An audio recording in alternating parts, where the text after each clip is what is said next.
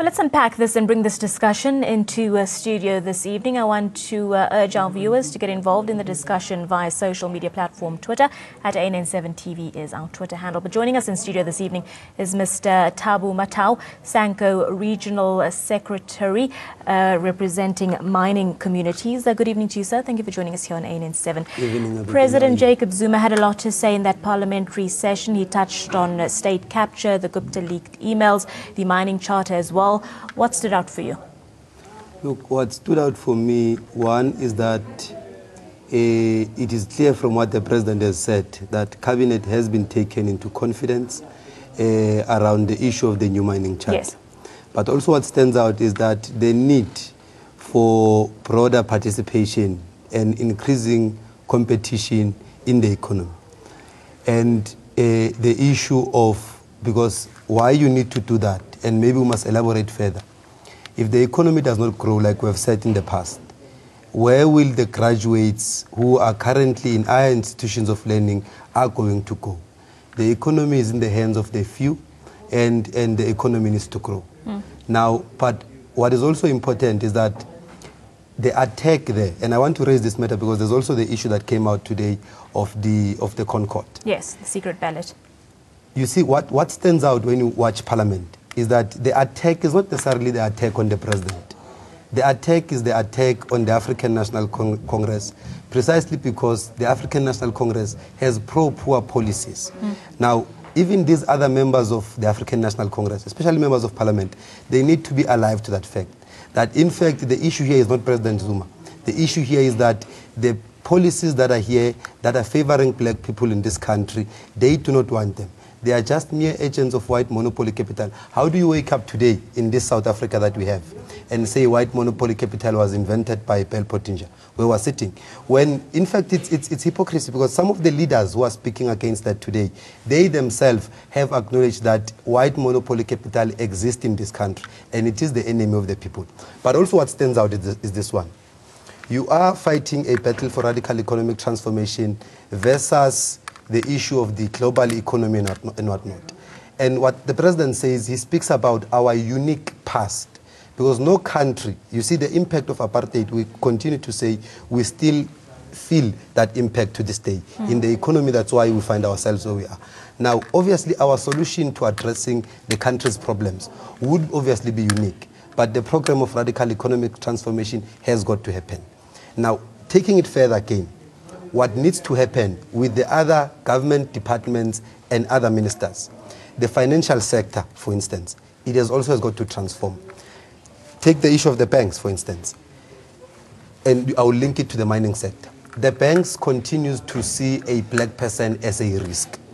You take a Thabo who gets a 3-year contract from a mine, because the structure of the economy and the banks are not transformed, you are unable to get, because we don't have security. Now, the other state institutions, the DTI, the other government departments, and obviously the Treasury has got to come in the space. And I am for the call that these banks, they've got to transform so that this economy transforms. I think that's my take for today. Radical economic transformation. Thabo, we're going to continue talking to you in studio, but we're also joined on the phone line by Jonas Magedi, political analyst, as well as Thabo Mutle, ANC Youth League NEC member, joining us on the phone line. Jonas, I'm going to start with you. Good evening. Thank you for joining us here on ANN7. In studio, we've discussed the mining charter. This is something that President Jacob Zuma discussed in Parliament. But what else stood out for you listening to the President's Q&A session this afternoon?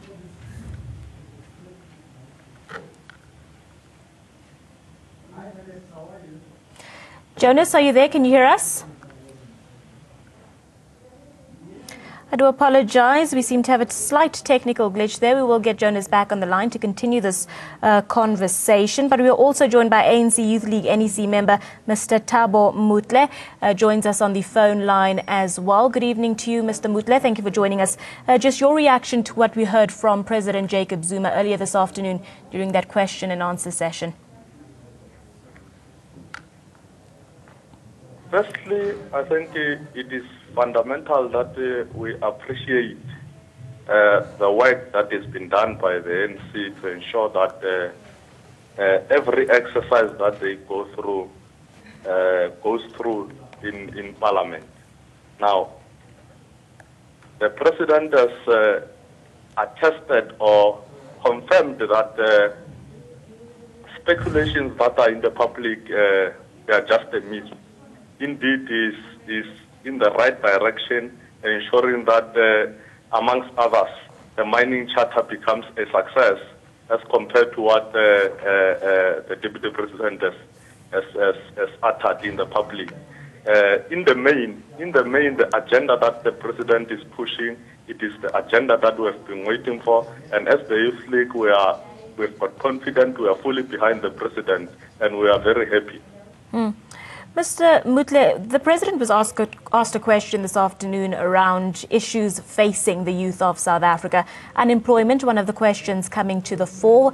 Somehow the President's son, Duduzane Zuma, was brought into that conversation as well. Just talk us through your reaction. Yeah, true. Young people are faced with a triple challenge, and in the main, unemployment is a serious challenge that the ANC need to do something to ensure that they kept that challenge, because it is a time-ticking bomb.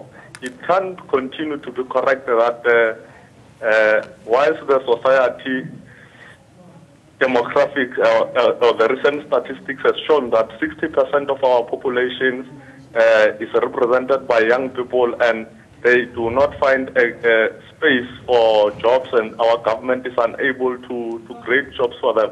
But remember, it is not only the role of our government to do that. Now, we've got a private sector which is in the hands of what we call white monopoly capital, which will do everything in their power to ensure that they do not create jobs for young people so that they revolt against the ANC. President Jacob Zuma also stated during that Q&A session that numerous programs have been implemented to assist the youth. As the ANC Youth League NEC member, do you agree with the President that enough programs have been implemented, and are we seeing those results from those programs?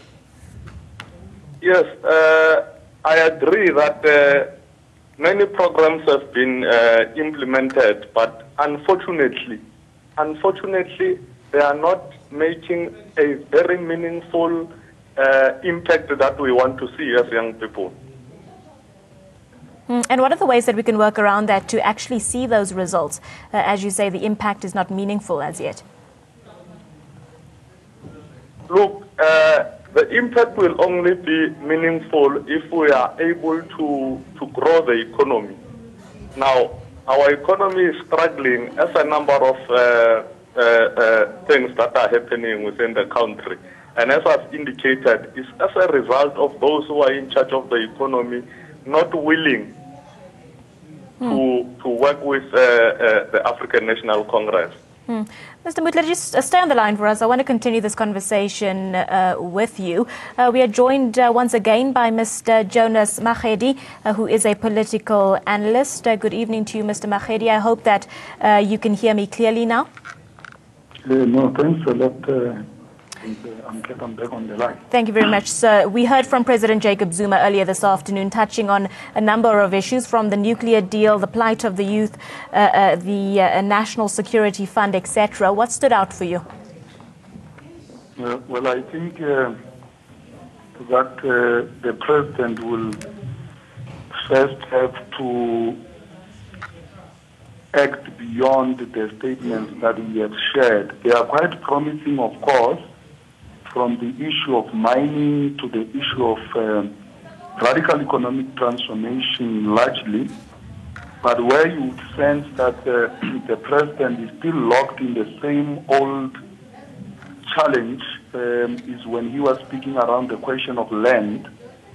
For he emphasized that, look, we want to buy land, the government wants to buy land, however, those who are supposed to be selling land to the government are not having the willingness to cooperate with the government. And this is a fundamental challenge that the African National Congress, as the ruling party, has failed to address this problem since 1994.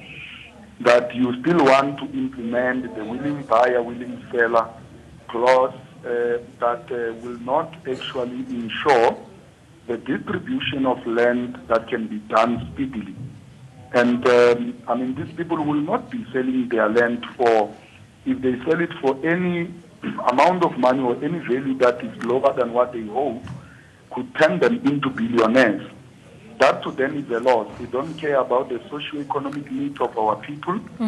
And if we are concerned about transformation, then we must consider, you know, the distribution of land, and doing so without having to prioritize profits over the needs, the social needs of the people. Mr. Magedi, I just want to ask you, just before we run out of time, as a political analyst, what do you make of the way President Jacob Zuma handled himself in Parliament today, specifically towards the opposition, hearing things like the ANC elected me, the ANC will remove me, to the Democratic Alliance saying you didn't win the 4 metros, you can lose those 4 metros at any time, speaking about coalitions. What do you make of how President Jacob Zuma handled the opposition in Parliament today? Well, I think from an ordinary point, one would have thought he will face a serious challenge in Parliament, but I think he came out to be having a serious confidence when he presented himself there. But what we also need to point out is that he will consistently find himself under this kind of attacks, and even his successors will have a similar challenge, because when you are the ruling party and there are a lot of socio-economic challenges that are burning in the country, people will forever have an opportunity, of course, and a right to criticize you as the sitting state president. But what we should point out is that the ANC should move beyond assessing itself through the eyes of the opposition parties, but assess itself through its historical mission and intention from the time when it was the liberation movement or fighting for the liberation of the country. That, you know, the question of free education, the question of distribution of land, the question of the distribution of wealth and transformation of the mining industry and all other commanding heights of the economy should become a pressing priority for the African National Congress, more than you know, I mean, dealing with characters of who the president could be at one point or another. We hear you. Thank you very much, Mr. Magedi, for your time this evening. We appreciate you talking to us. That was Jonas Magedi, political analyst. I'm going to bring the discussion back into studio for final thoughts and conclusions. I'm still joined by Sanko Regional Secretary and Mining Communities Representative, Mr. Tabu Mota. We've got 2 Tabos speaking to us this evening. Let's just chat a little bit briefly, your final thoughts, because we are running out of time, but also the president touched on the nuclear deal, stating that government still feels the need to implement that deal and that people who are against the nuclear deal are only speaking half-truths. What do you make of this? Look, I think where we are sitting, the president has made a point, and obviously we've elected government to implement policies and government to put programs in place to deal with a wide array of issues. So where we are sitting, we think that that program is a program that must continue. But a point that I want to touch on is the issue of unemployment that you have spoken about. The mining sector has a potential. Remember, we have said the mining sector has contributed to South Africa growing to 80s today. So this new charter where I am, it has got a potential of contributing even in other sectors. And what we have not told is that it is also going to address the issue of unemployment, but it also addresses issues of young people. Recently, you have heard the issue of fees must fall. The charter, and we are not speaking about it, nobody speaks about it. It says 1% must be given to the historically black institutions. Therefore, in that context, it contributes.